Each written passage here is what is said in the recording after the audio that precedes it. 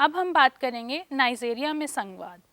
किसी देश के विभिन्न क्षेत्र और समुदाय के बीच विश्वास का संबंध नहीं होगा तो संघीय व्यवस्था भी एकता नहीं ला पाएगी। इस कथन को हम नाइजीरिया के उदाहरण से समझेंगे।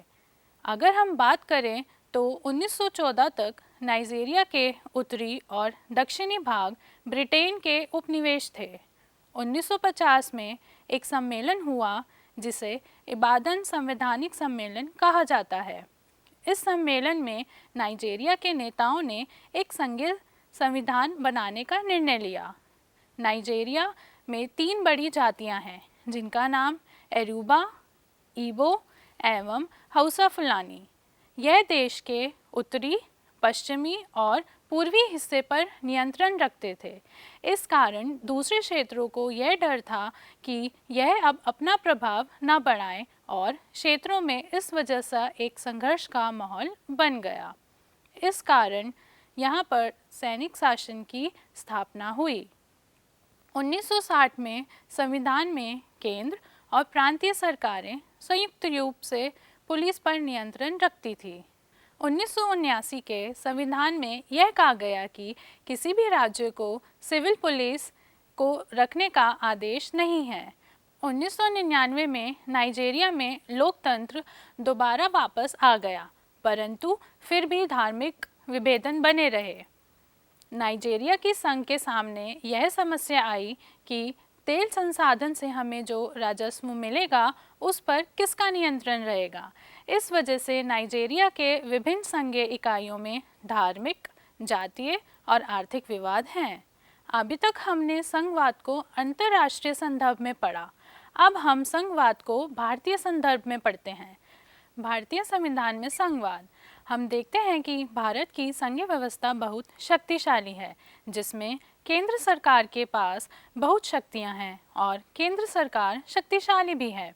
यह बात आज़ादी से पहले ही चलती आ रही है, जिसमें अगर हम कहें हमारे राष्ट्रीय आंदोलन के नेता भी सहमत थे कि सरकार के 2 स्तर होने चाहिए, केंद्र और राज्य स्तर, क्योंकि भारत एक विशाल देश है जो विविधताओं से भरा हुआ है। उस पर शासन करने के लिए यह रास्ता ठीक था। भारत देश विविधताओं का देश है। इसमें क्षेत्रीय, भाषीय विविधता है और इन विविधताओं का सम्मान करना बहुत महत्वपूर्ण था।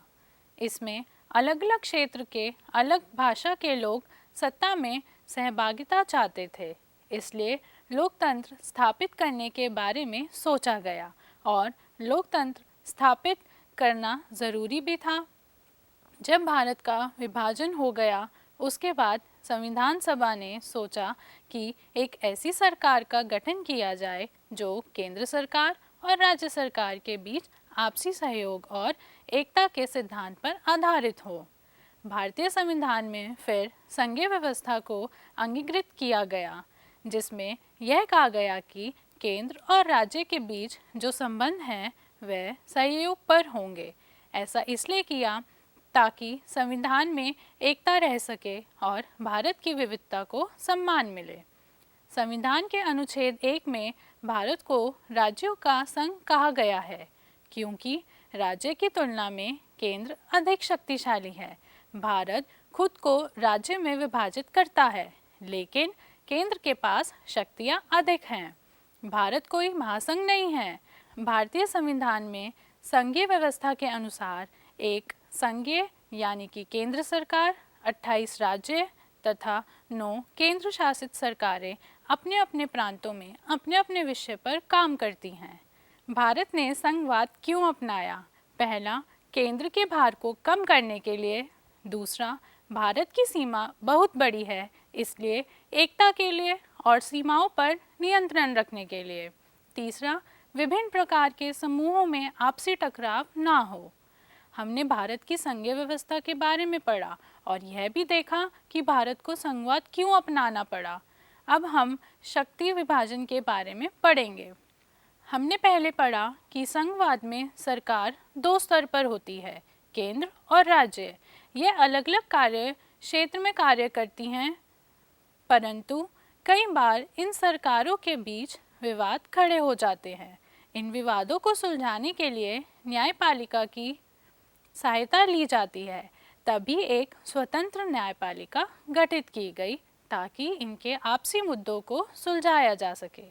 भारतीय संविधान के तहत 3 सूचियां गठित की गई हैं, जिसमें सरकारों के लिए विषय और उनके कार्यों को निर्धारित किया गया है। संघ सूची कुछ विषय जैसे कि बैंकिंग, रेलवे, मुद्रा आदि ये संघ सूची के अंतर्गत आते हैं और केंद्रीय विधायिका ही कानून बना सकती है। अब इसमें 100 विषय हैं, पहले इसमें 97 विषय थे। दूसरी राज्य सूची कुछ विषय जैसे कि कृषि, पुलिस, भूमि आदि यह राज्य सूची के अंतर्गत आते हैं और प्रांतीय विधायिका ही कानून बना सकती है।